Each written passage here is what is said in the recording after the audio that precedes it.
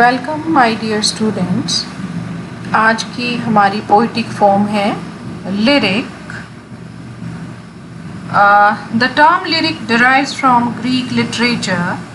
In Greek poetry, a lyric was a song sung to the accompaniment of a lyre. Lyre एक string वाला instrument था, जैसे सितार है या वायलिन है या गिटार है।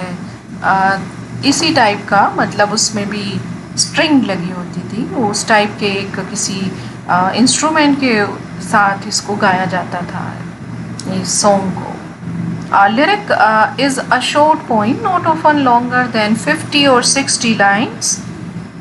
It expresses the feelings and thoughts of a single speaker in a personal and subjective manner. छोटी पोइम है, 50 या 60 लाइनों की, और इसमें जो है सिंगल स्पीकर होता है और वो अपनी पर्सनल फीलिंग और थॉट्स को ही इसके द्वारा एक्सप्रेस करता है। तो जो हमारी मेन फीचर्स हैं लिरिक के, first is it is a short musical poem dealing with a single emotion. पूरी पोइम के अंदर एक सिंगल इमोशन होता है कि अगर वो लव पोइम है तो लव है उसमें, अगर हेट पोइम है तो हेट है। इट मीन्स कि there is only a single emotion in this poem.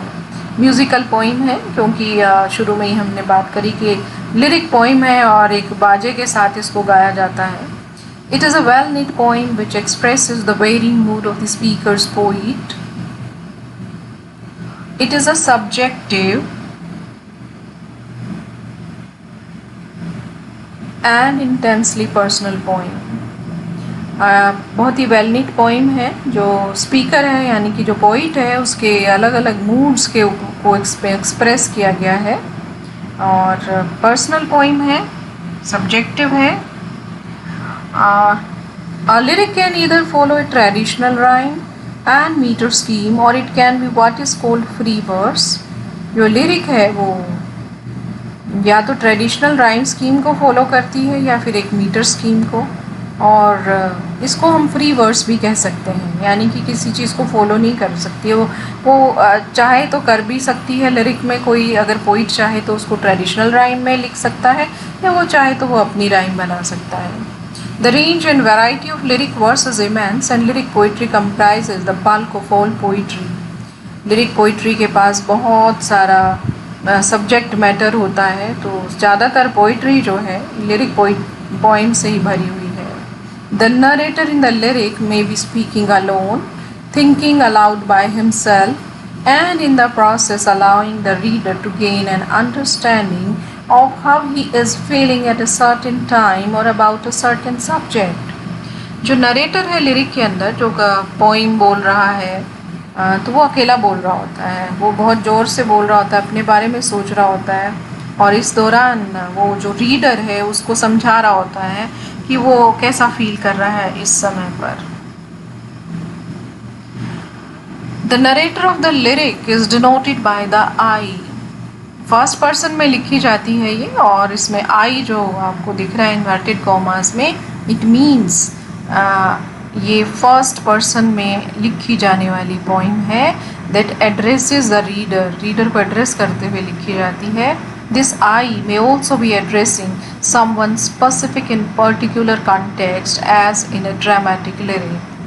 किसी स्पेशल के लिए भी ये I को डिनोट करता है। The narrator I of the lyric may thus be the poet himself or herself, or may be a fictional narrator created for the purpose of explaining a particular point of view or elaborating on a subject. जो narrator है आई जो denote कर रही है यहाँ पर, वो poet खुद भी हो सकता है या हो सकती है, या फिर कोई फिक्शनल कैरेक्टर है, यानी कि जो उसकी इमेजिनेशन है, कोई कैरेक्टर उसने ऐसा डेवलप कर लिया है जो अपने उस पॉइंट ऑफ व्यू को अपने एक्सप्लेन करना चाहता है किसी खास पर्पस के लिए। For example, An example of this kind of lyric is John Donne's Canonization. John Donne की famous poem है Canonization, where the narrator addresses another person presumably a lover, and explains to this addressees that their love can be canonized or immortalized.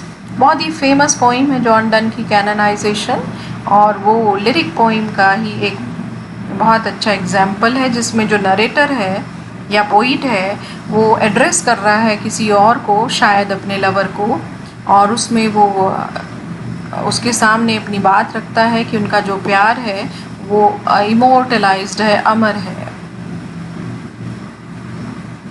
इसके साथ ही आज का हमारा lecture ख़त्म होता है। अगले लेक्चर में फिर मिलेंगे।